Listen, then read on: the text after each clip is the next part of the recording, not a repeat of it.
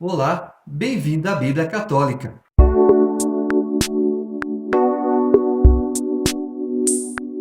Primeiro livro de Samuel, capítulo 20. Então Davi fugiu das celas de Ramá e veio ter com Jonatas, dizendo: Que fiz eu? Qual a minha falta? Que crime cometi contra teu pai, para que procure tirar minha vida? Ele lhe respondeu: Longe de ti tal pensamento, tu não morrerás. Meu pai não empreende coisa alguma, importante ou não, sem confiá-la a mim. Por que ocultaria tal plano de mim? Impossível. Davi fez este juramento: Teu pai sabe perfeitamente que me favoreces e, portanto, diz consigo: Não saiba Jonatas nada a respeito disto, para que não sofra. Mas pela vida de Yahvé e pela tua própria vida, existe só um passo entre mim e a morte. Jonatas disse a Davi: Que queres que eu faça por ti? Davi respondeu a Jonatas: Amanhã é lua nova, e deverei estar com o rei para comer. Deixa-me ir, porém, para esconder-me no campo até a tarde. Se o teu pai notar a minha ausência, dirás: Davi me pediu com insistência para ir a Belém, sua cidade, porque ali se celebra o sacrifício anual para todo o clã. Se ele disser: Está bem, o teu servo está salvo. Porém, se encolerizar, saibas que está inteiramente decidido a fazer o pior.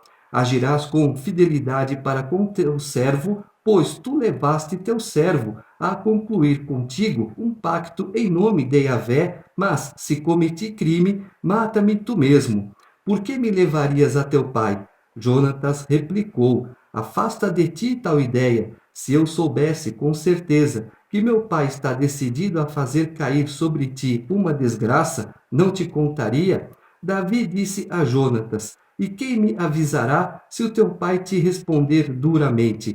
Então Jonatas disse a Davi: Vem, saiamos para o campo. E saíram ambos ao campo. Jonatas disse a Davi: Por Yahvé, Deus de Israel, sondarei meu pai depois de amanhã. Se tudo for favorável a Davi, e se, por consequência, eu não te mandar nenhum aviso, nem te informar, que Yahvé faça a Jonatas o mesmo mal e ainda lhe faça outro. Se parecer bem a meu pai trazer sobre ti a desgraça, eu te farei saber e te deixarei partir. Irás são e salvo, e que Yahvé esteja contigo, como esteve com meu pai. Não é se eu ainda estiver vivo, não é? Tu agirás para comigo com a fidelidade que Yahvé exige, não é? Se eu morrer, não retires jamais tua fidelidade para com minha casa, mesmo quando Yahvé tiver suprimido um por um da face do solo os inimigos de Davi. Jonatas concluiu um pacto com a casa de Davi. Yahvé pedirá contas disso a Davi. Jonatas fez Davi prestar juramento pela amizade que tinha por ele, pois ele o amava com toda a sua alma. Disse-lhe Jonatas: Amanhã é lua nova, e a tua ausência será notada, porque a tua cadeira estará vazia. No terceiro dia descerás depressa e irás ao lugar onde te escondeste no dia do negócio, e te assentarás junto à pedra da partida. Quanto a mim, atirarei 3 flechas desse lado, como quem se exercita ao alvo. Mandarei o servo dizendo: Vai, procura a flecha. Se eu disser ao servo: A flecha está para cá de ti, apanha-a. Então poderás vir, porque tudo está bem contigo pela vida de Yahvé. Porém, se eu disser ao servo: A flecha está para lá de ti, parte, porque Yahvé é que te manda. Quanto ao assunto de que tratamos, eu e tu, Yahvé é testemunha para sempre entre nós dois. Davi, pois, se escondeu no campo. Chegou a lua nova e o rei se assentou à mesa para comer. O rei tomou o seu lugar de costume, encostado à parede. Jonatas se pôs à sua frente. Abner assentou-se ao lado de Saul e o lugar de Davi ficou vazio. Entretanto, Saul nada disse nesse dia. Ele pensou: é acidental, ele não está puro, certamente não está puro. No outro dia, o segundo da lua nova, o lugar de Davi continuou vazio, e Saul disse a seu filho Jonatas: Por que o filho de Jessé não veio para comer nem ontem nem hoje? Jonatas respondeu: Davi me pediu com insistência permissão ir para Belém. Ele me disse: Deixa-me ir, peço-te, porque nós temos um sacrifício de nosso clã na cidade, e meu irmão deu-me a ordem. Agora, se gozo do teu favor, deixa-me ir, para que eu vá ver os meus irmãos. Por isso ele não compareceu à mesa do rei. Então Saul se inflamou de cólera contra Jonatas e lhe disse: Filho de uma transviada, não sei eu, por acaso, que tomas o partido do filho de Jessé para a tua vergonha e para a vergonha da nudez da tua mãe? Enquanto o filho de Jessé estiver vivo na terra, tu não consolidarás tua realeza. Trata de encontrá-lo e traze-o a mim, porque é passível de pena de morte. Jonatas respondeu a seu pai Saul e lhe disse: Por que deverá ele morrer? Que te fez ele? Então Saul brandiu a lança contra ele para o atingir, e Jonatas compreendeu que a morte de Davi era questão fechada para seu pai. Jonatas se levantou da mesa, fervendo de cólera, e não comeu nada nesse segundo dia da lua nova por causa de Davi, porque seu pai o tinha insultado. Na manhã seguinte, Jonatas saiu para o campo para o encontro com Davi e ia acompanhado do seu jovem servo. Ele disse ao seu servo: Corre e procura as flechas que eu vou atirar. O servo correu e Jonatas atirou a flecha de maneira a ultrapassá-lo. Quando o servo chegou perto da flecha que ele tinha atirado, Jonatas lhe gritou: Não está a flecha para lá de ti?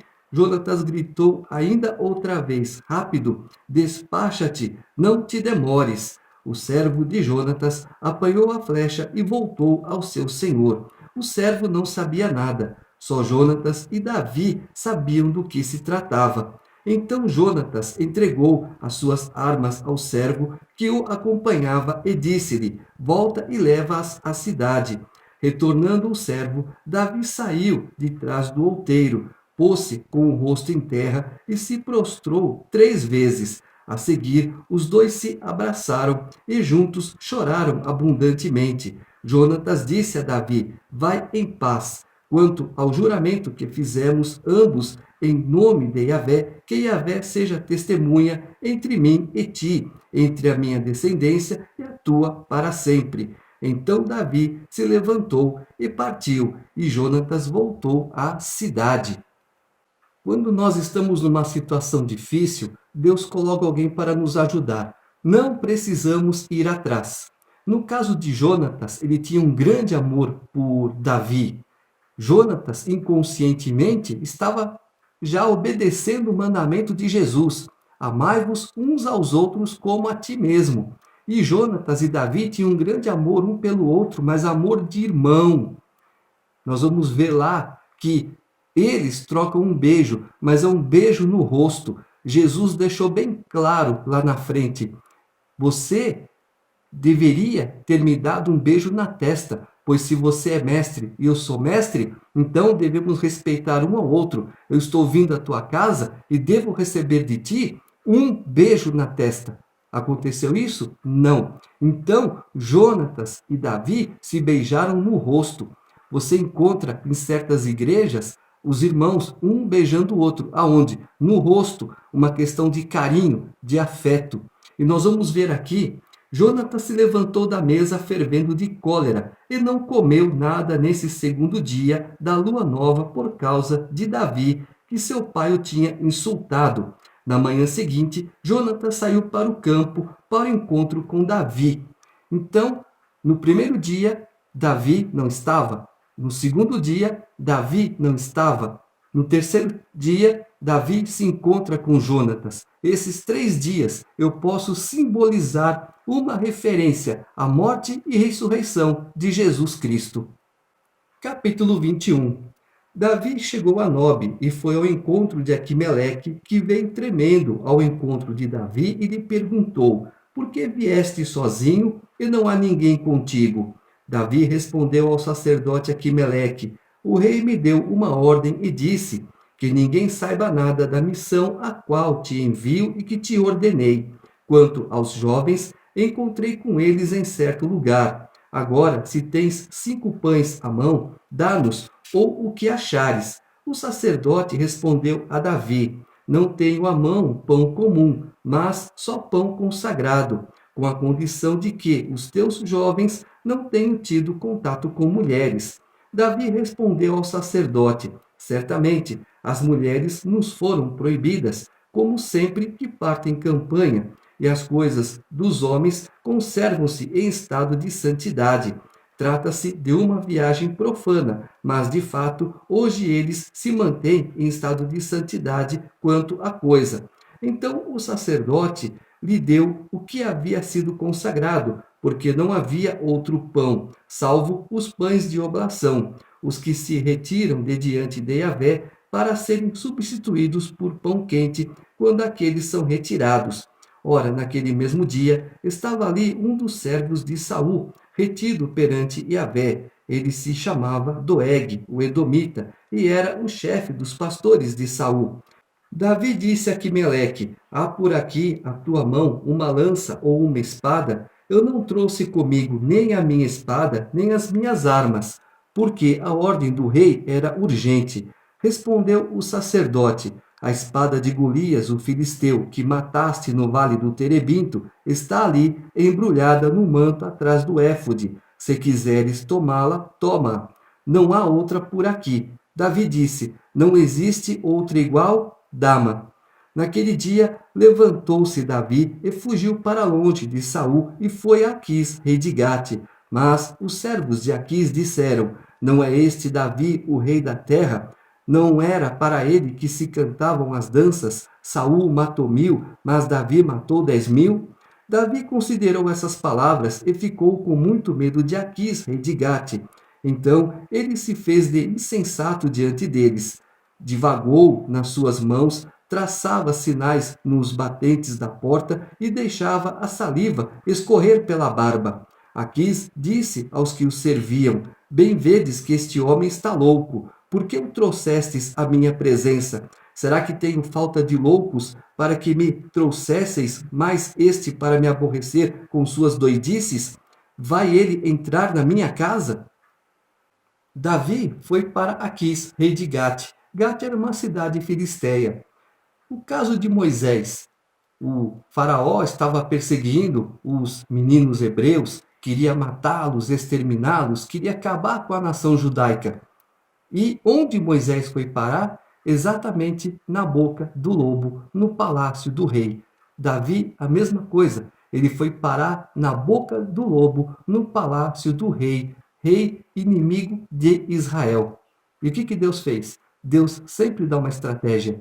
No caso de Moisés, a própria filha do faraó o adotou como filho. E no caso de Davi, o rei olhou para ele e falou assim: Não bastam os loucos aqui, vocês ainda me trazem mais? Fora com ele daqui, eu não quero esse rapaz aqui.